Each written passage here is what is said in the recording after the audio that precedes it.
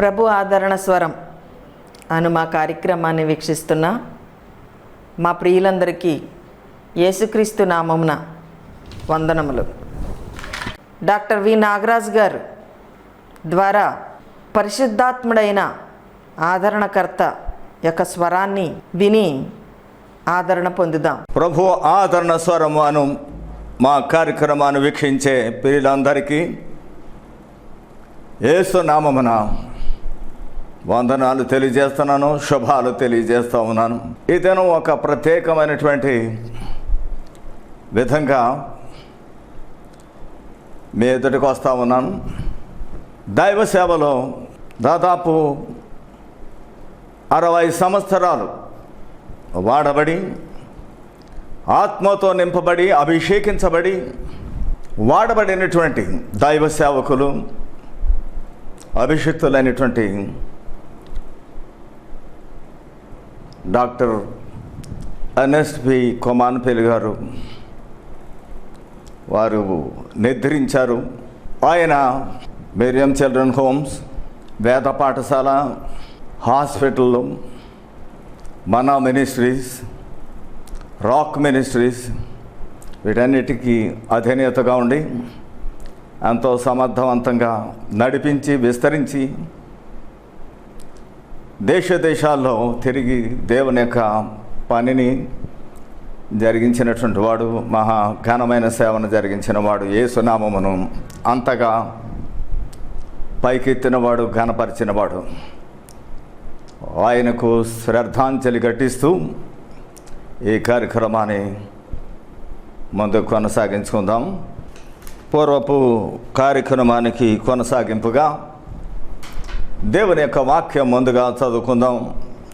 యెషయా గ్రంథం, పాత నిబంధన గ్రంథం నుండి యెషయా గ్రంథము 61వ అధ్యాయము 1 నుండి 3 వరకు. ప్రభువుకు యెహోవా ఆత్మ నా మీదకి వచ్చి ఉన్నది, దీనులకు సువార్తమానము ప్రకటించుటకు యెహోవా నన్ను అభిషేకించెను. నలిగిన హృదయము గల వారిని దృఢపరచుటకును, చెరలోనున్న వారికి విడుదలను, బంధింపబడిన వారికి విముక్తిని ప్రకటించుటకును, యెహోవా హితవత్సరమును, మన దేవుని ప్రతిదండన దినమును ప్రకటించుటకును, దుఃఖాక్రాంతులందరినీ ఓదార్చుటకును, సియోన్లో దుఃఖించు వారికి ఉల్లాస వస్త్రమును ధరింపచేయుటకును, బూడిదకు ప్రతిగా పూదండను, దుఃఖమునకు ప్రతిగా ఆనంద తైలమును, భారభరితమైన ఆత్మకు ప్రతిగా స్తుతి వస్త్రమును వారికి ఇచ్చుటకును ఆయన నన్ను పంపి ఉన్నాడు. రెండవ భాగంగా నూతన నిబంధనలో నుండి లూకా సువార్త 4వ అధ్యాయము 18-19 వచనాలు చదువుకుందాం. ప్రభువుకు ఆత్మ నా మీద ఉన్నది, వేదలకు సువార్త ప్రకటించుటకై ఆయన నన్ను అభిషేకించెను. చెరలోనున్న వారికి విడుదలను, గ్రుడ్డి వారికి చూపును కలుగునని ప్రకటించుటకును, నలిగిన వారిని విడిపించుటకును, ప్రభు హితవత్సరం ప్రకటించుటకును ఆయన నన్ను పంపి ఉన్నాడు. చాలా విలువైనటువంటిది ఈ స్తుతి కార్యక్రమం. శ్రమలో ఉండి స్తుతించడం, బాధలో ఉండి స్తుతించడం, గాయాలతో ఉండి స్తుతించడం. అది నువ్వు చెయ్యాలి అని అంటే మామూలుగా చేయలేవు. నువ్వు యేసు ఎలా చేయగలిగాడు? గాయాలు పొంది, బాధలు పొంది, రక్తం అంతా పోగొట్టుకొని, చేతులు కాళ్ళలో గాయం, తల మీద గాయం, పక్కలో బల్లెపొట్టు, ఇవన్నీ పొందినవాడు. పొంది కూడా ప్రభు అయ్యో బాబో అలాంటి మాటలు పలకలేదు. పరిశుద్ధాత్ముడు ఆయనతో ఉన్నాడు. సంపూర్ణంగా లేఖనాల్లో రాయబడినది అంతా కూడా నెరవేరాలి. సమాప్తమైంది అని ప్రభు చెప్పేంతవరకు, ఏది లేఖనాలు అన్నీ కూడా నెరవేర్చి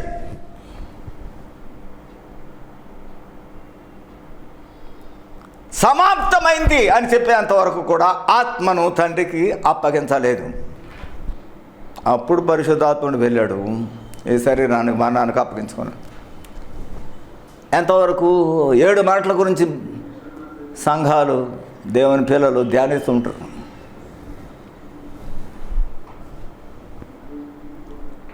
ఆయన పలికిన 7 మాటలు 7 విశ్వాసాలు తీసుకొని దాని మీద ఏదో వ్యాఖ్యానాలు చేస్తూ మాట్లాడుతున్నాం. ఇవన్నీ కరెక్టే.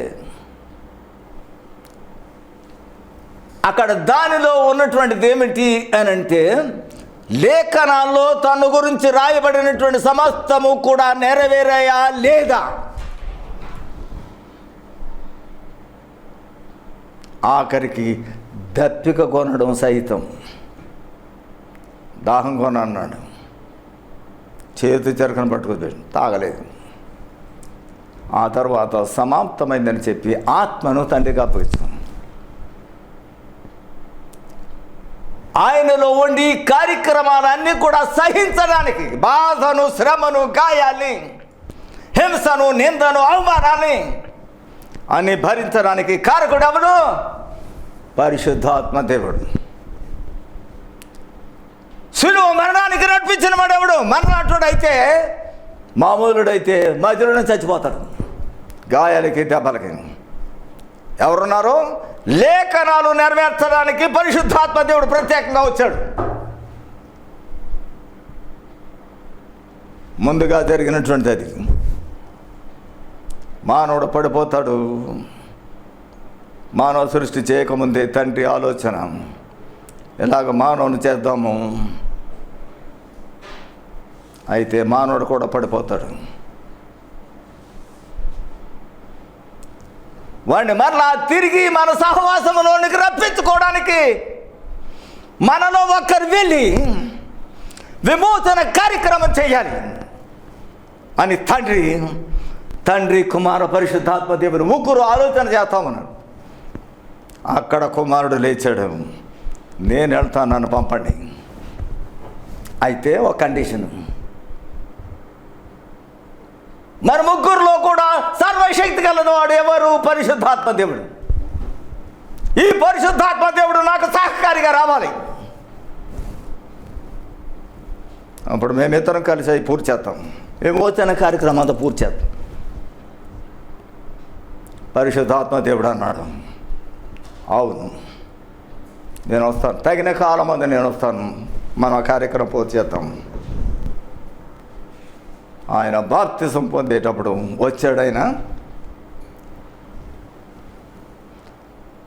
సమాప్తమైంది అని ప్రభు శిలువలో చెప్పి, ఇదిగో నా ఆత్మ నీకు అప్పగించుకుంటున్నాను అని తండ్రి ఆయన చెప్పేంతవరకు కూడా పరిశుద్ధాత్మ దేవుడు ఆయనతోనే ఉన్నాడు. అప్పుడు శరీరాన్ని మరణానికి అప్పగించుకున్నాడు, మరణించాడు, సమాధి చేయబడ్డాడు. 3వ దినాన్ని తిరిగి లేస్తాను ముందే చెప్పాడు పరిశుద్ధాత్మ పూర్ణుడైన ప్రభువు. ఆ విధంగానే 3వ దినాన్ని పరిశుద్ధాత్మ దేవుడు మరలా తిరిగి వచ్చాడు. చనిపోయిన ప్రభు యొక్క శరీరంలో ప్రవేశించి పునరుద్ధానకు కారణమైనటువంటి వాడు 3వ దినాన్ని ఆయన లేపాడు. భక్తులైన పౌలు రోమాపత్రికలు రాస్తున్నాడు 8వ అధ్యాయంలో, మృతులలో నుండి యేసును లేపిన వాని యొక్క ఆత్మ. ఎవరు లేపారండి యేసును? మృతులలో నుండి యేసును లేపిన వాని ఆత్మ మీలో నివసించిన ఎడల, మీలో నివసించినట్లయితే మృతులలో నుండి క్రీస్తు చావునకు లోనైన మీ శరీరములను సైతము, క్రీస్తు యేసును లేపిన వాడు చావునకు లోనైన మీ శరీరములను కూడా మీలో నివసించుతున్న ఆత్మ ద్వారా జీవింపచేయును. ఎవరి ద్వారా జీవింపజేస్తాడు? నీ శరీరాన్ని నివసింపజేసేవాడు ఎవరు? నీ బలమా? నీ ఆరోగ్యమా? నీ హోదానా? ఏది?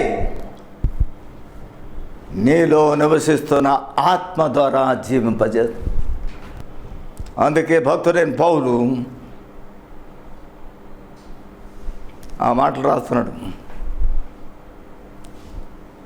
ప్రభువు కూడా అదే మాట చెప్పాడు. కొరింథీలో భక్తుడైన పౌలు రాస్తాను 2వ కొరింథీలో, అక్షరము చంపును గాని ఆత్మ జీవింపచేయును. అక్షరం అనగా ధర్మశాస్త్రము. అది నిన్ను చావునకు లోనుగా చేస్తుంది. ఇది చెయ్యి, అది చెయ్యి, లేకపోతే దీనికి ఇది శిక్ష, దీనికి ఇది శిక్ష, దీనికి ఇది శిక్ష. కంటికి పన్ను, కంటికి కన్ను, పంటికి పన్ను, ప్రాణానికి ప్రాణం. ఇది నిన్ను శిక్షకు పాత్రుడిగా చేస్తాం ధర్మశాస్త్రం. కానీ ఆత్మ చేసే పని ఏంటి తెలుసా? జీవింపజేసే ఆత్మ. ఎవరైనా ముందు ప్రసంగంలో చెప్పాను, 1 కొరింథీ 15:45లో, కడపటి ఆదాము జీవింపచేయు ఆత్మయున్నాడు. అదే ప్రభువు శరీర రీతిగా ఈ లోకంలో ఉన్నప్పుడు అన్నాడు, శరీరము కేవలము నిష్ప్రయోజనం, ఆత్మయే జీవింపచేయునది. ఆదామును మొదటి మనుషుడు జీవించు ప్రాణి ఆయనని వ్రాయబడి ఉన్నది. కడపటి ఆదాము జీవింపచేయు ఆత్మ ఆయను. ఆయనే ఈ లోకంలో శరీరధారిగా ఉన్నప్పుడు పలికిన మాట. శరీరము కేవలము నిష్ప్రయోజనము, ఆత్మయే జీవింపజేయు. నీవెంతటి వాడవైనా, ఎలాంటి బలమైన ఆహారం తిన్నా, ఎంత కండలు పెంచినా, ఎంత హోదాలో ఉన్నప్పటికీ కూడా నీ శరీరాన్ని జీవింపజేసేవాళ్ళు ఎవరో తెలుసా? ఆత్మ అయిన దేవుడు. తెలుసా నీకు అసలు రహస్యము? ఆత్మయే జీవింపచేయును. కానీ నీ శరీరం ఎంత బలమైందనా, ఎంత ఆరోగ్యంతో ఉన్నప్పటికీ, ఆరోగ్యమును బలమును ఆధారం చేసుకొని జీవించలేదు. జీవమునిచ్చేవాడు ఒక్కడే, జీవింపచేయు ఆత్మ క్రీస్తు. ఆయన కృప చేతనే బ్రతుకున్నాం. ఈ సమయంలో మరణము విలయతాండము జరిగించడానికి కారణం, కోట్లాది జనాంగము మరణం పాలైపోవడానికి కారణం, కొద్ది నెలల కాలంలో కోట్లాది జనాంగం మాయమైపోతా ఉన్నాం. కారణం ఏంటి తెలుసా? లోకములో పరిశుద్ధాత్మ దేవుని గురించిన అవగాహన లేదు సంఘములో. పరిశుద్ధాత్మ చేత నింపబడిన వారు లేరు. ఉన్న అక్కడక్కడ పారగావాలే మిగిలిన్నారు. ఎక్కువ భాగము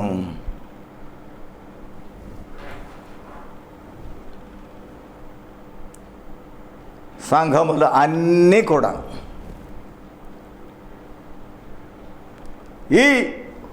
ఈ సజీవ సత్యాన్ని బోధించాల్సినటువంటి సంఘము తానే అనుభవం కోల్పోయి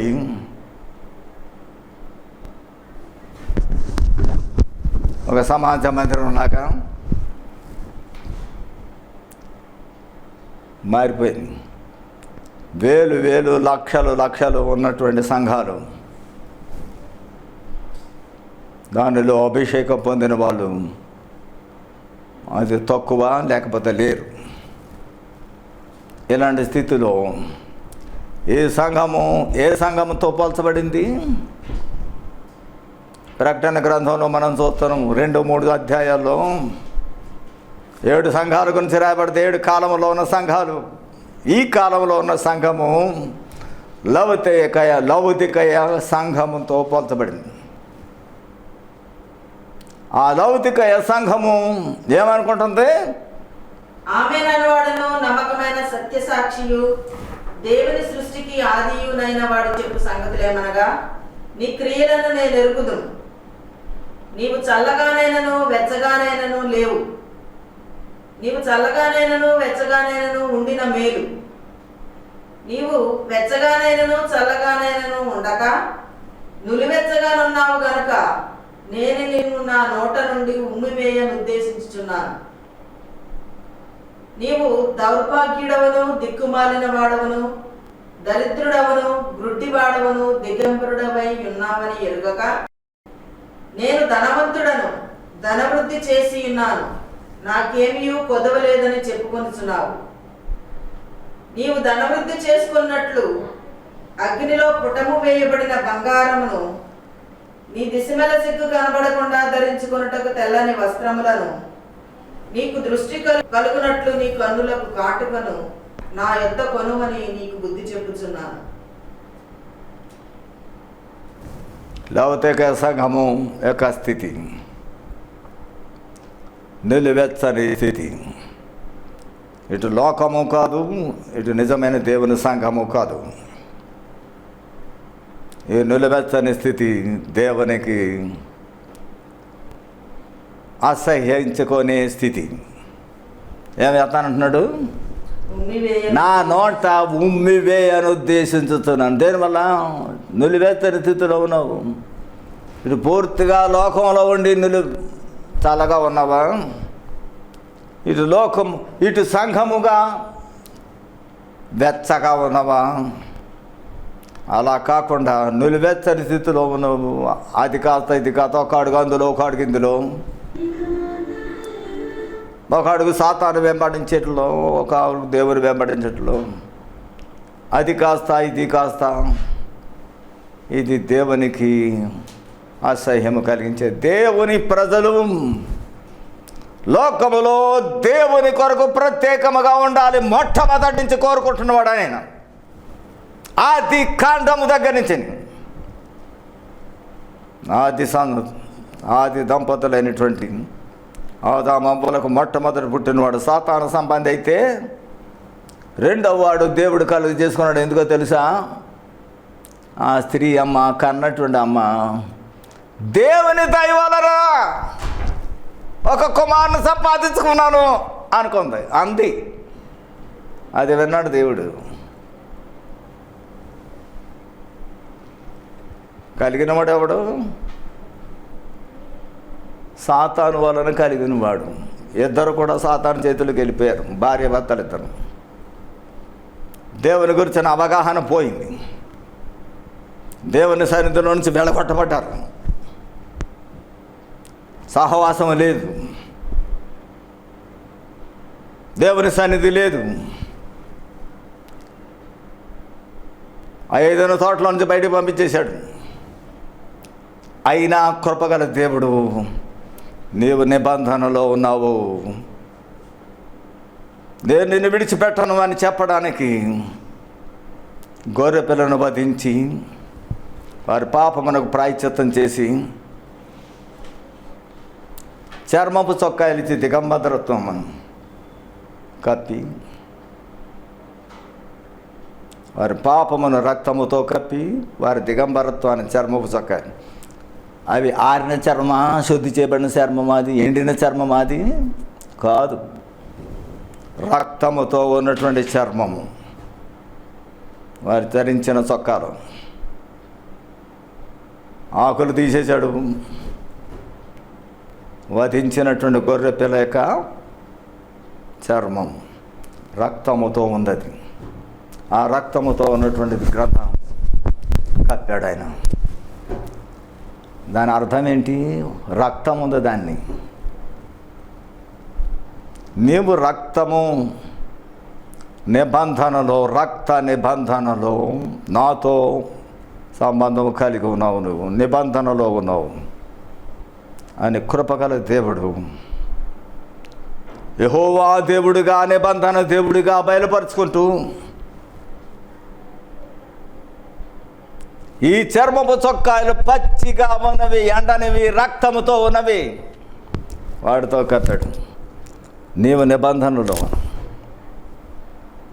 అందుకే వారు సాతాను యొక్క ప్రభావంతో, ఇద్దరు కూడా సాతాను ప్రభావంతో ఉన్నారు. దేవుని ప్రభావం తొలగిపోయింది, దేవుని గురించిన జ్ఞానము తొలగిపోయింది, దేవుని గురించి ఆలోచన మర్చిపోయాడు ఆదాము. తాను సృష్టించబడినప్పుడు మొట్టమొదట ఎవరు చూశాడు? కళ్ళు తెరిచి వెచ్చని శ్వాస. ఎవరిది? దేవుని యొక్క శ్వాసను తెలుసుకున్నాడు. వెంటనే దేవుడు వాడిని పట్టుకున్నాడు, చేతుల్లో తీసుకున్నాడు, ముద్దాడాడు, పెంచాడు, పెద్ద చేశాడు.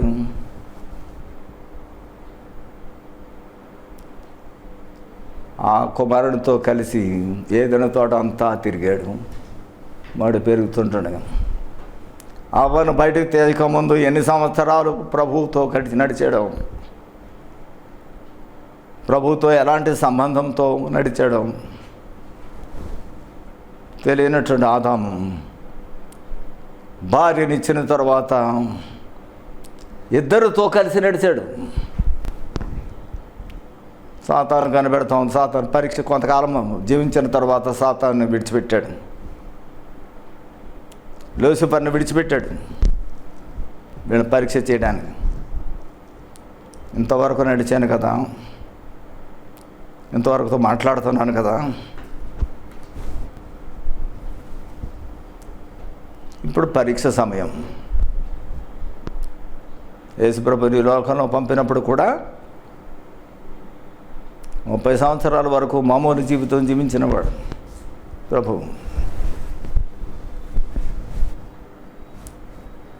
ఆ తర్వాత ఆత్మచేత నింపబడిన తర్వాత, సహవాసం తర్వాత పరీక్షను చేశాడు ప్రభువుని. అప్పుడు విడిచిపెట్టాడు సాతాన్ని. ప్రభువుని పాప నైజము లేనివాడు కనుక ప్రభువు ఆత్మబలముతో సాతాన్ని జయించాడు, అభిషేకం పొంది సేవను ప్రారంభించాడు. ఇక్కడ మొదటి ఆదాము తాను ఒంటరిగా కొంతకాలం నడిచాడు ప్రభువుతోటి. ఆ తర్వాత భార్యతో కలిసి నడిచాడు. ఇద్దరు నడిచిన తర్వాత వాళ్ళకి పరీక్ష పెట్టాడు.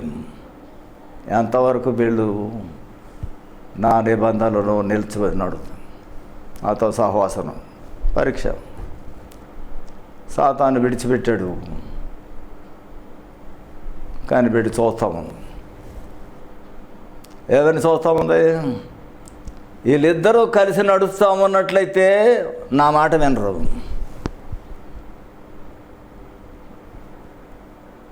ఎప్పుడు వీడు విడిపోయి ఒంటరిగా దొరుకుతుంది. అందులో బలహీనమైన గంధం స్త్రీ. ముఖాముఖిగా దేవుని ఎరగనటువంటి ముఖం, ముఖాముఖిగా ఎరిగినవాడు ఆదామైతే ముఖాముఖిగా ఎరగనటువంటిది ఆదాము ద్వారానే తెలుసుకుంది దేవుని సన్ని. ఆ ఆదాము ద్వారా విన్నటువంటి దేవుని సంగతులని విన్నది ఆయన తినొచ్చు, పంత తినకూడదు. అదే పాయింట్ పట్టుకొని సైతాన్ బలహీనమైన ఘటం, డైరెక్ట్గా దేవునితో సంబంధం లేనటువంటి స్త్రీ దేవునితో నడిచింది, కానీ అన్ని తెలము. అలాంటి స్త్రీని పట్టుకొని ఒంటరిగా ఉన్నాము, శోధించి పడగొట్టి. అందుకే స్త్రీ ఒంటరిగా బయటకు వెళ్ళడం మంచిది కాదు. ఒంటరిగా బయటకు వెళ్ళిపోయేవా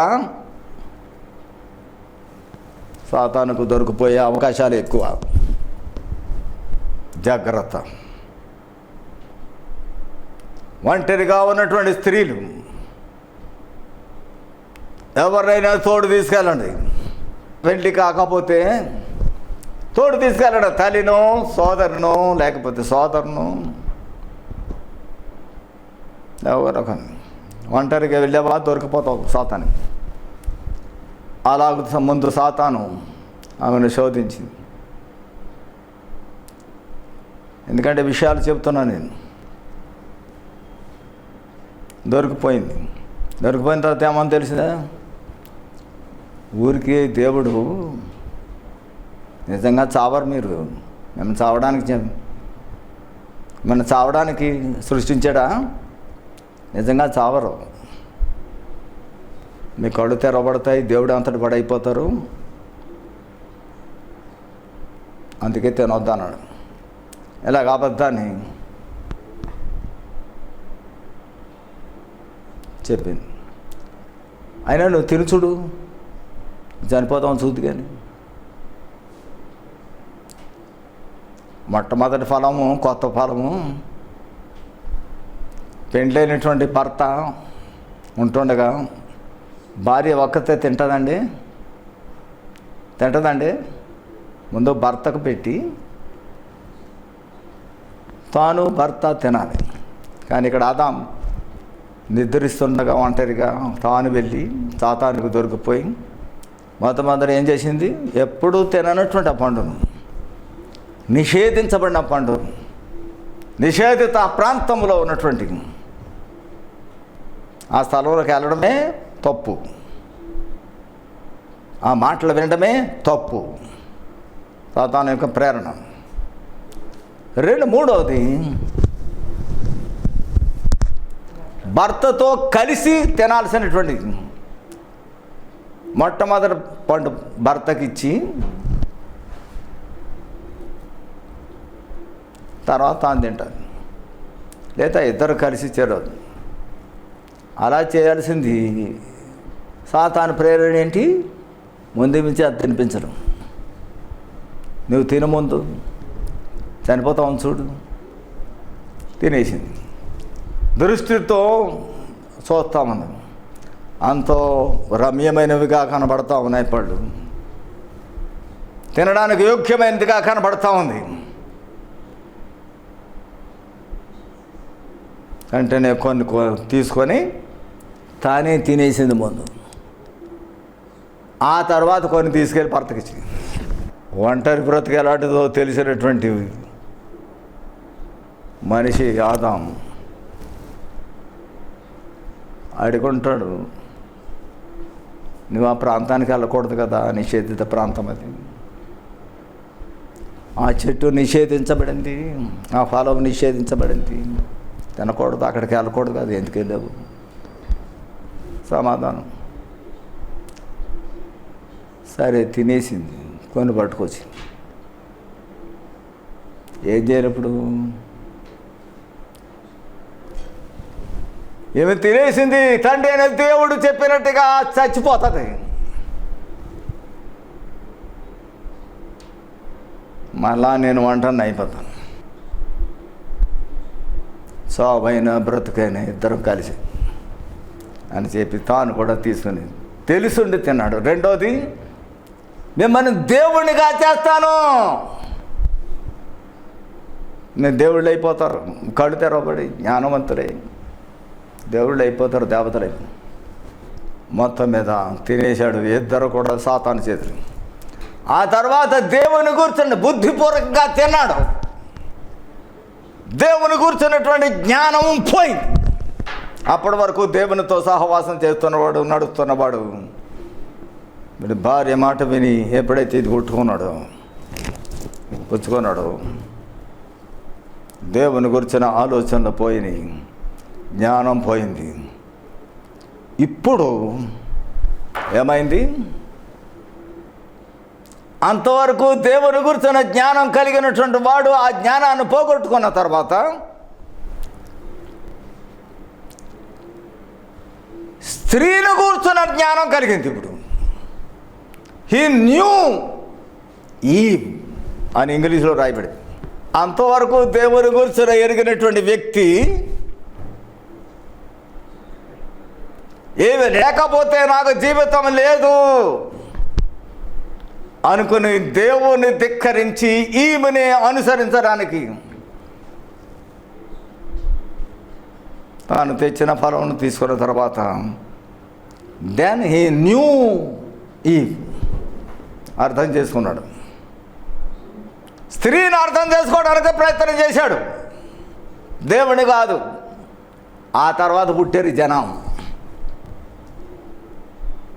కయీనైనా హేబేలైనా తర్వాత ముందు కయీను పుట్టాడు. పూర్తిగా సాతాను యొక్క చేతిలో ఉంటుండగా పుట్టినవాడు, సాతాను కుమారుడు వాడు. ఆ అమ్మ మొట్టమొదటి బిడ్డను కానీ దేవుని దయ వలన ఒక కుమారుని మనుషుని సంపాదించుకున్నాను. అది దేవుడు విన్నాడు. ఇలా పాపంలో ఉన్నప్పటికీ, నన్ను మర్చిపోయినప్పటికీ ఈ మాట దేవునికి ఆలోచన పుట్టించింది. ఏమిటి అంటే, లోకములో నా సంతతి, నా జనాంగం కూడా ఉండాలి. సాతాను పూర్తిగా వదిలేసాడు. పూర్తిగా ముందు వాడు వదిలేసేటప్పటికి వాళ్ళ కలయిక ద్వారా స్త్రీని అర్థం చేసుకొని స్త్రీ కలయడం ద్వారా కయ్యని జన్మించాడు సాతాను కుమారుడు. ఆ సాతాను కుమారుని పట్టుకొని దేవుని దైవాన్ని పుట్టాడని ఎప్పుడైతే అందో దేవుడు ఆ మాట, ఈ లోకములో సాతాను యొక్క కుమారుడే కాదు, సాతాను యొక్క జనాంగమే కాదు, నా పిల్లలు కూడా ఉన్నారు. ఆ స్త్రీ మాటను అర్థం చేసుకొని ఆధారం చేసుకొని తన సంతతిని లోకాన్ని పంపించాడు. మొట్టమొదటి పుట్టినవాడు సాతాను కుమారుడు అయితే, రెండో వాడు షేతు దేవుని కుమారుడు. హేబెలు రక్తమును అందించి నీతిమంతుడిగా తీర్చబడ్డాడు దేవుని చేత. కయీనైతే అలాగూ కాకుండా దేవుని చేత తృణీకరించబడ్డాడు. కోపం వచ్చింది, తమ్ముడిని చంపేశాడు అసూయ చేత. ఆయన స్థానంలో షేతునిచ్చాడు దేవుడు. మరలా షేతు కుమారుడు అంటాడు ఎనోషు. 4వ అధ్యాయము ఆఖరి వచనంలో చూస్తే, people began to call upon the Lord. యెహోవా నామమున ప్రార్థన చేయడం ప్రారంభమైంది. ప్రభువును ప్రార్థించుట ప్రారంభమైంది ఎనోషు కాలంలో. మీ ప్రార్థన అవసరతలు మాకు తెలియజేయాలని, మేము తప్పకుండా వాటి కోసం ప్రార్థన చేస్తాము అని చెప్పుచూ వందనములతో ముగిస్తున్నాను.